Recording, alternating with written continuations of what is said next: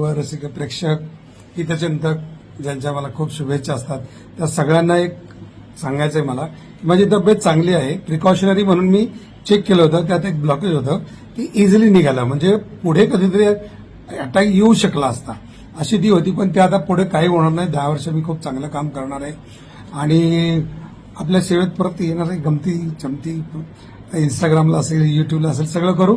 काळजी करू नका. आणि सगळ्या बातम्या ज्या ऐकताय तुम्ही त्या सगळ्या तशा नाहीत, पण मी चांगला आहे, आनंदित आहे. तर तुम्हाला शुभेच्छा आणि तुमच्या शुभेच्छांबद्दल धन्यवाद.